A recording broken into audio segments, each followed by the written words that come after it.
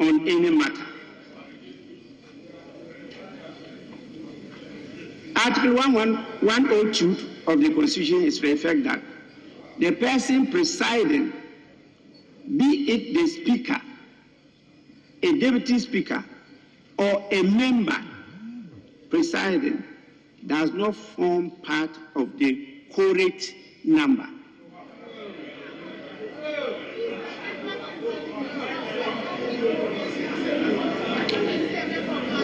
Honorable members, whether or not the principle applies in pari materia with Article 104 is immaterial, because a different issue and law arises which respectfully the Honorable Fellow Deputy Speaker may not have averted his mind to. A distinction must be drawn between the temporary absence of the Speaker from the chamber, in which case any of the Deputy Speakers may preside, and when the Speaker is unavoidably absent, as provided for under Order 13.2.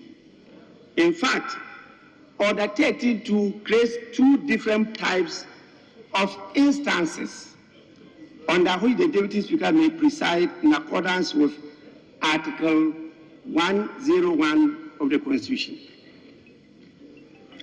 Under Article 13.1, under Order 13.1, any of the Deputy Speakers may be asked to take the chair when our Mr. Speaker so requests due to his temporary absence from the chair.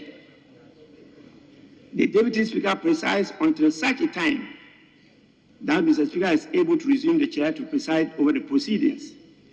It might be noted that under this ambit, the Deputy Speaker may be counted as forming part of the quorate number required for either business or voting, because at the beginning of the sitting, he was not exercising the powers of the Speaker. He is a member of Parliament.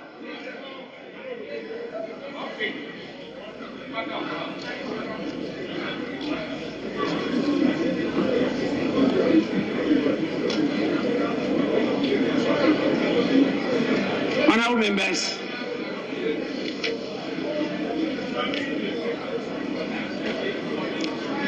Order 13.1 is what I just referred to.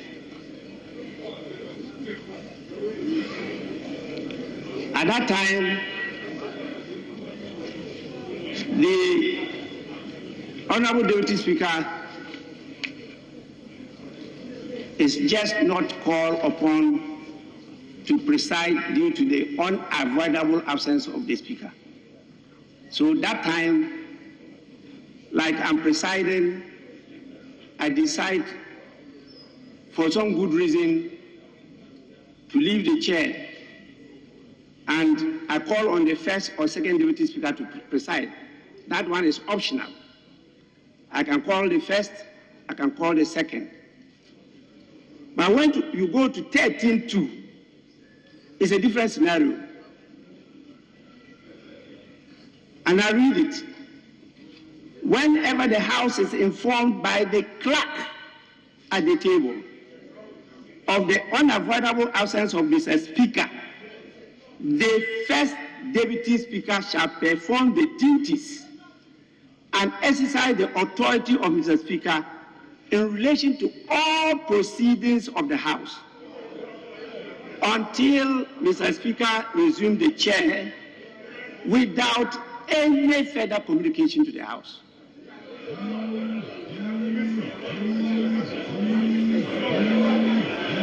Under this order, honorable members,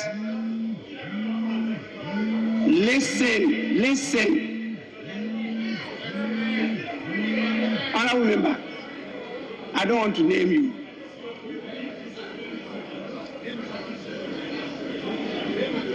Under this order, the Speaker's unavoidable absence from the presence of Parliament means the First Deputy Speaker assumes the authority of the Speaker and performs all the duties of the Speaker in relation to the chamber.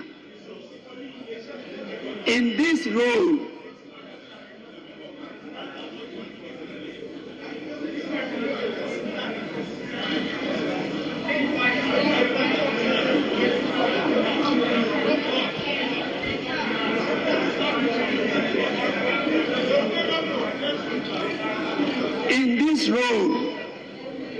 the First Deputy Speaker takes on the cloak of an acting Speaker and for the purposes of our rules and the Constitution assumes all the powers of the Speaker in relation to the business of the House. In this sense, therefore, the First Deputy Speaker for the period of my unavoidable absence from Parliament was the acting Speaker of Parliament, and thus all rules and limitations apply to him in a manner that applies to a substantive Speaker of Parliament.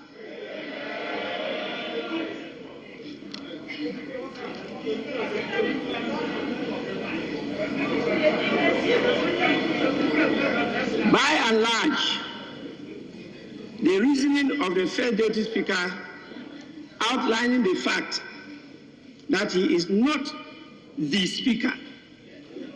He holds his membership and does not lose his privileges as a member when he takes the chair can be said to be correct.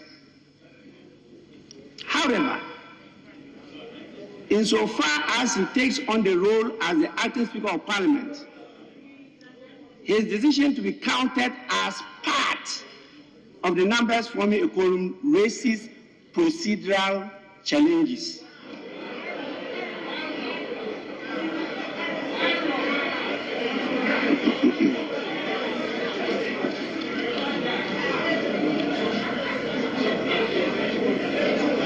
Honourable members,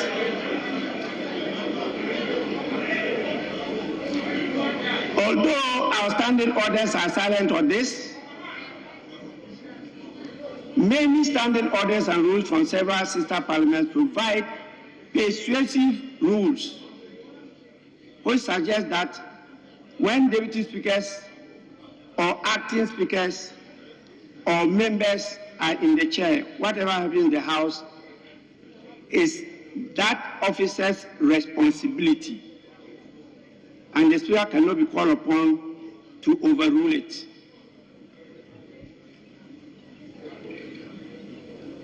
So if that forms the responsibility of the Deputy Speaker or Acting Speaker, and the substantive Speaker cannot overrule it,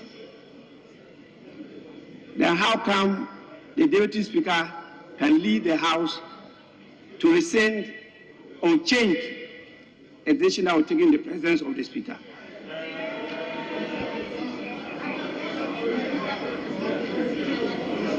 What I am simply drawing your attention to is that, similarly, the reverse is also the case when a Speaker is in the chair. Whatever happens in the House is the Speaker's responsibility, and the Deputy Speaker or Acting Speaker cannot be called upon to overrule it.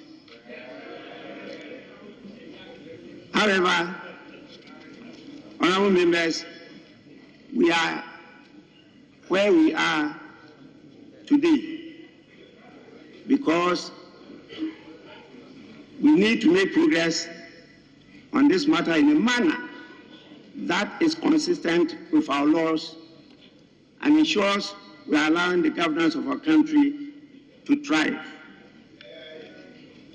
And so this is for the record and is for the House and future parliaments to deliberate on, to guide the country to be able to come clear on these issues to prevent the ambiguities. Now, I'll move on to a very important area before I go to propose the way forward. A letter presented by the Minister of Finance on concessions and modifications to the 2022 budget statement. Honourable members, I'm aware of a letter of that nature originating from the minister, which letter purports to make some concessions and modifications to the 2022 budget statement and economic policy of government.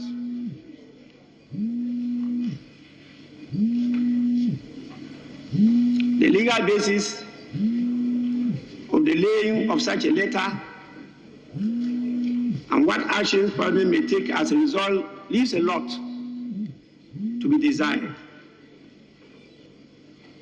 I have held discussions with the minister himself, with the leadership of the House, to try to find a path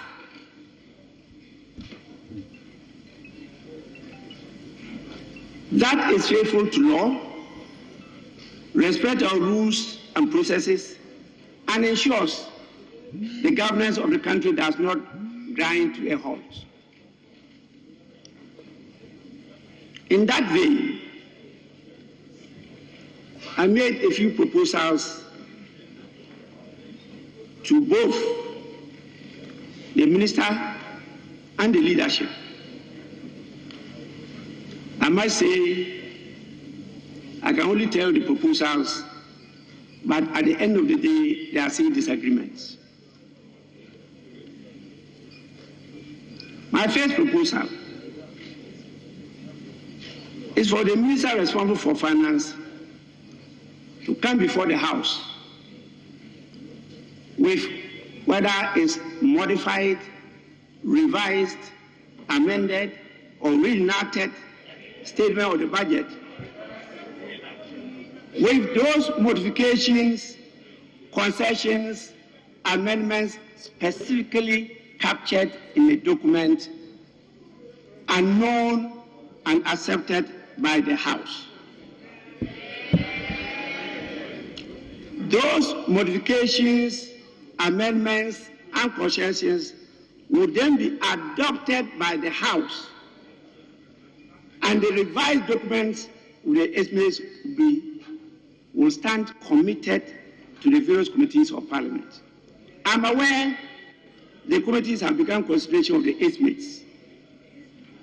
My proposal is for that to be adopted, but for the committees to reconcile the revised estimates with what they have hitherto considered and submit a report for the consideration of the House. The letter, for example, conveys the intention of government to allocate 10 million Ghana cedis for the engineering studies for the commencement of the Blekusu Sea Defense Project. That 10 million will definitely be taken from another item that has been captured in what was presented, rejected, or reinstalled, or reinstated, or approved. Again, I'm aware that other areas, including the acceptance to capture properly the resolution of Parliament with regard to the Aker Energy proposal. But that is an indication of intent. That is what is conveyed in the letter. That is different from what will be captured in the document called revised or modified or amended budget. Honorable members, as I had stated earlier on, no consensus on this matter. The last one is the issue of the e-levy. As of today, there is no consensus, but I'm told that before us is an order paper addendum where there is an item under presentation and first reading of bills through 2B, an item electronic transfer levy bill 2021. I've been persuaded that it is during the consideration of that bill that members will take decisions as to whether to approve the policy or principles of the bill and add to the details whether it's 1.75%, 1%, or 0.5%, or zero.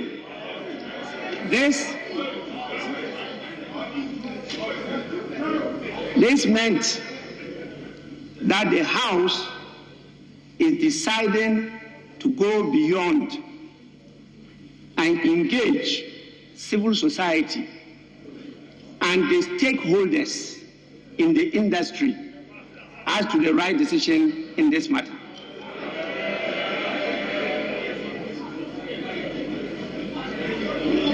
Definitely, the letter of the minister also acknowledges and captures this, because the minister stated clearly that they are in consultation with the minority caucus and other stakeholders in the industry. So exactly what I said, the House is accepting to proceed along that line.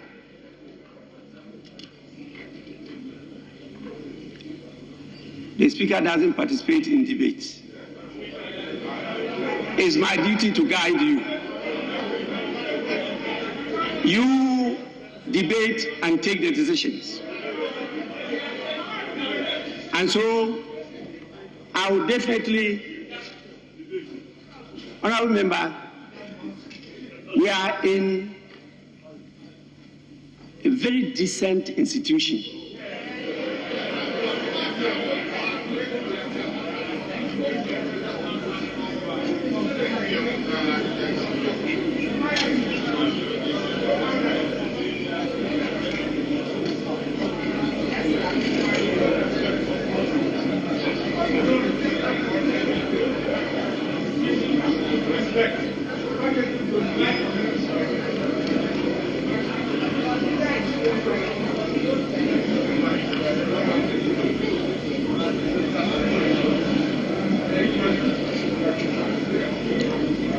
I want to conclude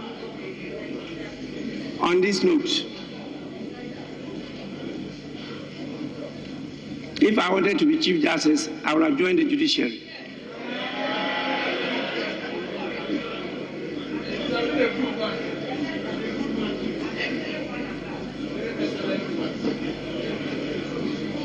Honorable members, to conclude on these matters, let me reiterate my solemn pledge to the people of Ghana, which I canvassed in my first formal communication to this House. I will not, and I mean what I say,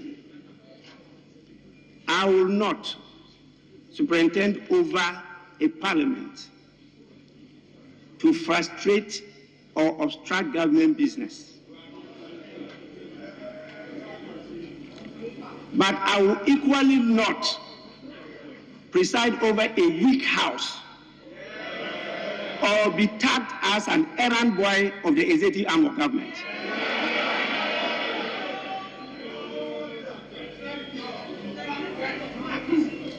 This House is fully focused in discharging its mandate and will do so without any fear or favor, affection or ill will, in ensuring the ultimate best interest of the Ghanaian people is served.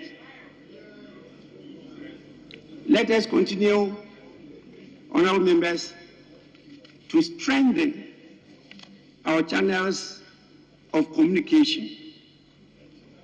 We usually refer to them as the usual channels of communication.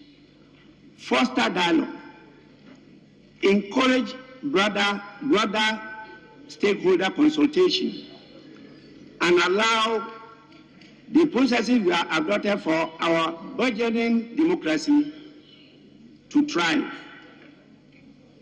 This is the concept on which the Parliament of the Fourth Republic